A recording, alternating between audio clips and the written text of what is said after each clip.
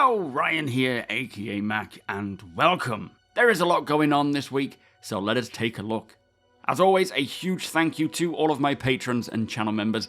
Cannot do it without you guys, so thank you so much. In particular to Sharpie, who became our latest patron. And if you do enjoy my videos, please do consider subscribing and helping the channel to grow.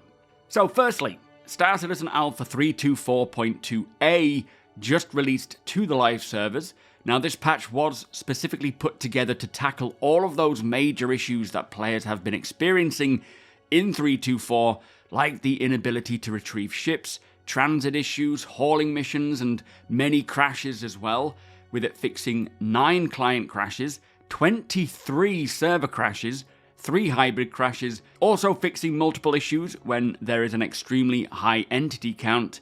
They made further client physics performance improvements and further background service stability improvements as well. So it is a patch that is intending to resolve as many of these issues as possible. I am yet to try it since it dropped. I do plan on playing it this afternoon on stream over at twitch.tv/SuperMacBrother. The link is below. As always though, do let me know in the comments how you have found it. Is it better? Are you actually able to get to your ship if you couldn't before? And so on. Do let me know. I am all ears. Now, for the PTU, Cloud Imperium have just released a new 324.3 patch, which is to be the Intergalactic Aerospace Expo patch, which is happening on the 22nd of this month, which brings with it some new updates, like the Redeemer now has 2 size 2 shields offering front and back faces. They've made flight adjustments to the Mirai Fury and Sabre Firebird and Peregrine, plus added the Firebird, Hornet Mark II, and Ursa Medivac, 2 rentable ships in Arena Commander, along with a whole slew of new bug fixes, 19 in fact, 6 client crashes fixed, 12 server crashes fixed, 3 server deadlocks fixed, 1 hybrid crash fix, several audio performance improvements, and several out-of-memory server improvements as well. So a lot more fixes, even beyond what we got for 324.2a. Many optimizations and improvements as well coming into this build, but as of yet, there are no new IAE ships available to check out. However, it does say that they are planning on adding these during the PTU phase, before the event, of course, on the 22nd, as I say. And on the 4.0 front, it was mentioned yesterday that they are planning on a new 4.0 build today, but we'll share more as they get closer.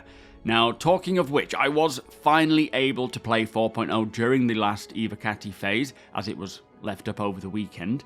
And it was a lot of fun. I basically flew from Ruin Station to an abandoned asteroid base in my Vulture, which was the furthest that ship could take me before running out of fuel, and I only really travelled about a quarter of the map that I could see, so Pyro is going to be big. Now, the asteroid base didn't appear to have any functioning AI, nor were the loot spawning in, and apparently they are very much copy-paste of all the other asteroid bases, so not as cool as I was hoping, but still plenty to be found within each when they work. I also bumped into Space Cutler and his friend, Space Cutler being a streamer over on Twitch, while I was in the asteroid base. He came along in a Pisces and also ran out of fuel, so he asked one of his friends with a Starfarer to come along. Cutler unfortunately got stuck in the geometry of the asteroid base, so that's not good. But I did manage to meet up with the Starfarer and get refueled, which was my first time doing that properly. I have been on the other end of the Starfarer, but it was my first time actually getting refueled and needing a refuel, which I thought was very exciting. But then from there I travelled to Bloom, checked out what it had to offer around the planet, which is a very beautiful planet. Now, although a lot of the potential gameplay for 4.0 was pushed to a later patch, I did see that the dynamic mission system offered a lot of other missions in other areas, with certain mission types showing tens of options for pyro missions like investigations, bounty hunting, and many others. Likelihood is once you take on one of those and gain your rep, you will unlock hundreds of other ones, as we have seen with the hauling missions. I think they did say that there's about 1,700 missions in total now committed. But there is going to be a lot of missions to do. But for me, 4.0 Pyro, I am really excited to be living off-grid in Pyro, stumbling upon abandoned ships and looting what I can to stay alive, maybe trading as well, although that is certainly going to be a lot more dangerous than it is in Stanton. And to be fair, I'm not just talking about getting killed by players, there is a lot of NPC pirates there, plus managing your fuel is going to be pretty vital.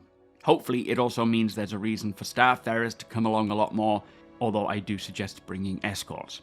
Now, hopefully we can see another 4.0 build released today, as I was having a blast in that last build. I feel like people are really going to enjoy exploring Pyro. It did also mention on the official This Week post that they are pushing 4.0 closer to its live release, with sights on opening to Wave 1 as soon as possible. So that is good news. Now, also this week, we have both the Persistent Universe and Squadron 42 monthly reports dropping. Today, in fact, for both of those, which I will be breaking down as soon as possible. It is also said that the Squadron 42 report will be a little different this time round compared to what it used to be, so very intrigued to see what that means. Inside Star Citizen is back, however, it is just a behind-the-scenes look at CitizenCon, so we're not going to see much by way of development updates. But for Star Citizen Live, it is a Q&A follow-up with the Dress to Kill panel teams, who are basically characters and creatures answering our questions, which is going to be a great episode, as this will shed more light into all of those armor specifications, fauna like the Valakar sandworm, and many other things as well. Now, for me this week, I will be working on the monthly reports, plus hopefully playing a lot more 4.0 on the Evocati PTU, as well as maybe delving back into the live PU build if this latest patch has resolved those issues. Now, I will also be continuing to cover CitizenCon in their individual videos, plus over at twitch.tv/SuperMacBrother. I think I have now resolved what the issues are that was causing OBS to crash multiple times through the stream. Big thank you to APOC for the help there.